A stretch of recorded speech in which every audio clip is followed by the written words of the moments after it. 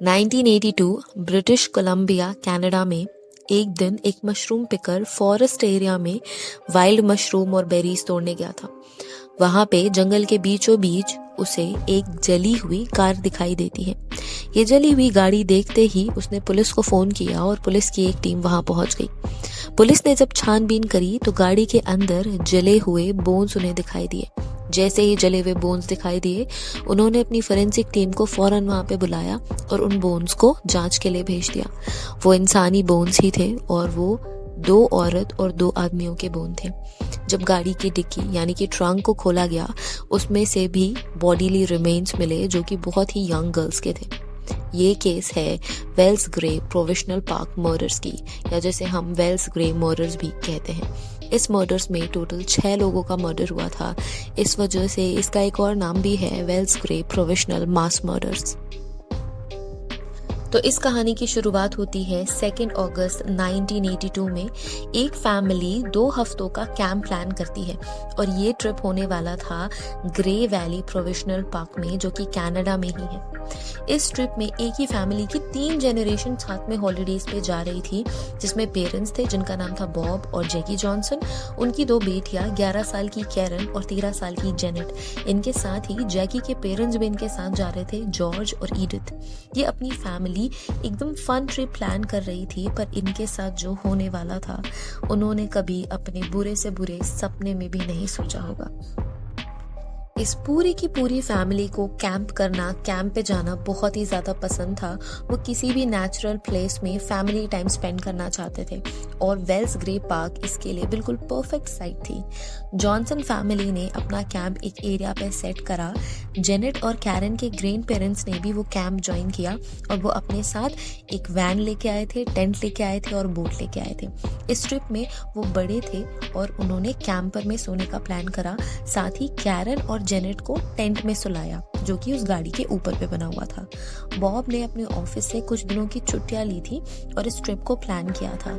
Bob एक bank में काम करता था और हमेशा ऑफिस जाया करता था। सिर्फ अपनी फैमिली के लिए ही वो छुट्टियां लिया करता था और वो पहले से ही प्लान कर लेता था। अपने ऑफिस में सारे सीनियर्स को ये इन्फॉर्म कर देता था कि ये उसकी छुट्टी का टाइम है, ये फैमिली टाइम वो स्पेंड करने वाला है। 16 अगस्त 1982 को बॉब को ऑफिस जाना था, पर वो ऑफिस गया ही नहीं, किसी को इन्फॉर्म भी नहीं किया। वो उसके नेचर के बिल्कुल अगेंस्ट था। इसके बाद बॉब कई दिनों तक ऑफिस नहीं आया, जिसके बाद उनके कॉलीग और उनके फ्रेंड्स को उनकी चिंता होने लगी। कई दिनों पे वेट करने के बाद आखिरकार 23 अगस्त 1982 को बॉब के friends and other family members ने उस पूरी की पूरी फैमिली की मिसिंग रिपोर्ट फाइल करी। जैसे ही मिसिंग कंप्लेंट फाइल हुई, पुलिस ने अपना सर्च ऑपरेशन शुरू करा। पुलिस ने पूरे के पूरे पार्क के इलाके को सील करा और सर्च किया, लेकिन बॉब और उसकी फैमिली के कोई भी ट्रेसेस उन्हें नहीं मिले। इसी बीच ये जो मशरूम पिकर था वो फॉरेस्ट जाता है और वहां भी ये जली हुई गाड़ी देखता है। जली हुई गाड़ी देख के वो पुलिस को फोन करता है। पुलिस वहां पे आती है और गाड़ी से बोन्स रिकवर करती है, जले हुए बोन्स रिकवर करती है और गाड़ी के ट्रंक में, या फिर हम उसे डिक्की या बूट भी कहते हैं, वहां पे इन दोनों बच्चों के human remains and bones recover करे जाते हैं। जब फोरेंसिक रिपोर्ट आती है तो ये प्रूव हो जाता है कि जो गाड़ी के अंदर बोन्स मिले हैं वो बॉब, जैकी, जॉर्ज और ईडिथ के हैं और जो गाड़ी के डिक्की में बोन्स मिले हैं वो दोनों बच्चियों के हैं। जब पोस्टमार्टम रिपोर्ट आई तो ये क्लियर हो गया कि सभी की डेथ गन शॉट से हुई है, मतलब गोली लगने की वजह से इन सभी की जान गई है। जब पुलिस को दोनों बच्चियों के रिमेन्स मिले, इन दोनों गर्ल्स की डेथ भी सर में गन शॉट से हुई थी। ये जली हुई कार बिल्कुल फॉरेस्ट के बीचों बीच छुपी हुई थी, जिससे कि ये हम समझ सकते हैं कि जो भी किलर था उसे इस एरिया की अच्छी जानकारी है, पूरी की पूरी नॉलेज है। हो सकता है कि वो कोई लोकल पर्सन ही हो इस एरिया का। इसके अलावा ये भी साफ हो रहा था कि मर्डर की लोकेशन कहीं और है। इन एविडेंस को छुपाने के लिए और पुलिस से बचने के लिए किलर ने ये गाड़ी यहाँ तक ड्राइव करी और फॉरेस्ट में लाके उसे आग लगा दी। ट्रंक, कैम्फर और बूट अभी भी मिसिंग थे, जो कि जॉर्ज अपने साथ लेके आया था। वहां के लोकल लोगों ने पुलिस को मदद भी करी। पुलिस को ये बताया कि इस एरिया में उन्होंने ये गाड़ी जरूर देखी है और इस पूरे के पूरे एरिया को सर्च किया ताकि ये ट्रंक और कैम्फर उन्हें मिल सके। जब पुलिस की टीम उस एरिया पे सर्च कर रही थी तब उन्हें एक इम्पॉर्टेंट एविडेंस मिला।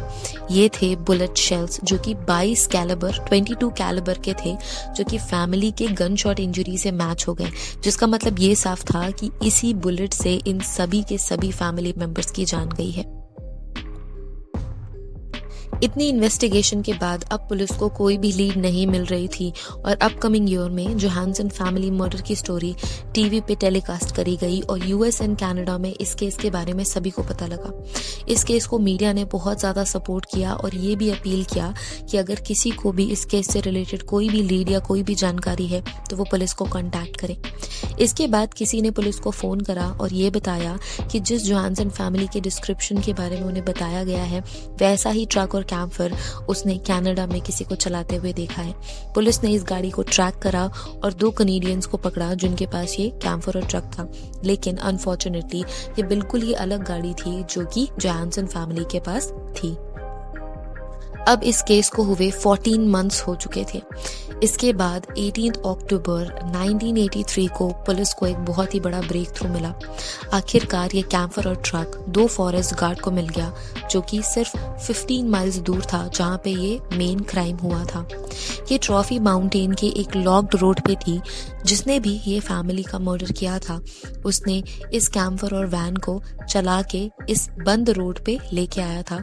उसकी कोशिश ये थी कि वो खाई तक ले जाकर इस गाड़ी को वहां पे डिस्पोज कर दे, पर रास्ता बंद होने की वजह से वो ये कर नहीं पाया और वहां पे गैसोलीन यूज करके इस ट्रक और कैंपर को जला दिया गया।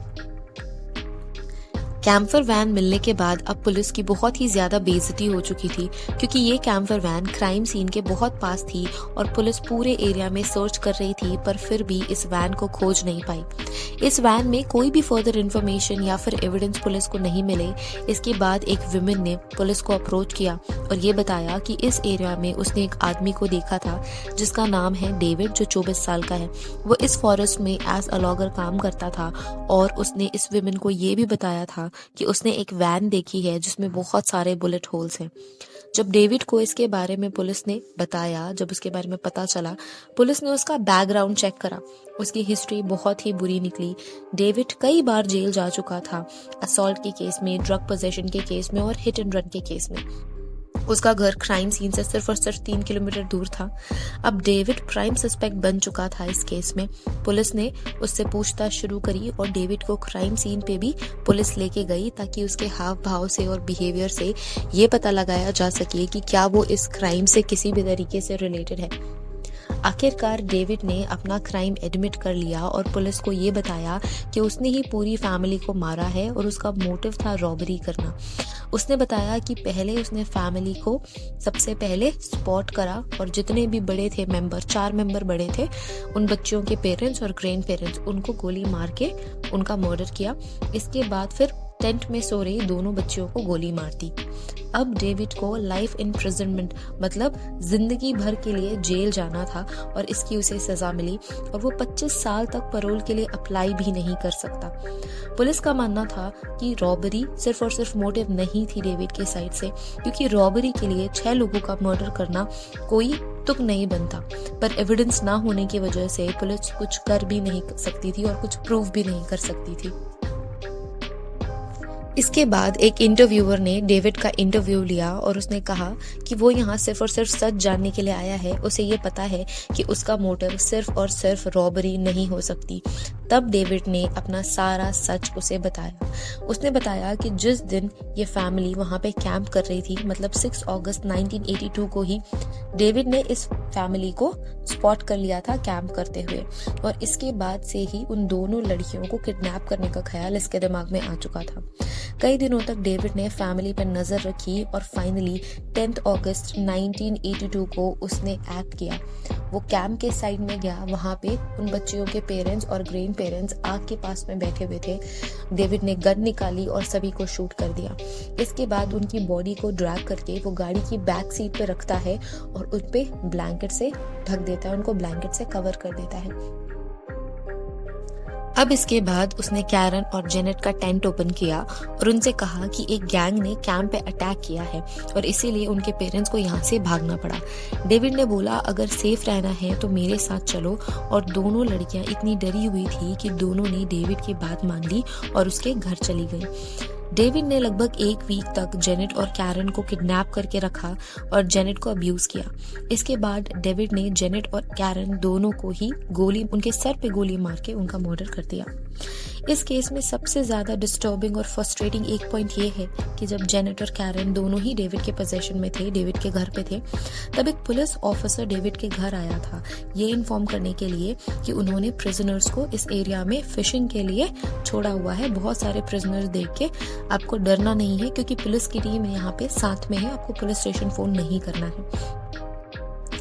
इस पूरे टाइम पे जेनेट और कैरन दोनों ही डर से दरवाजे के पीछे छुपे हुए थे।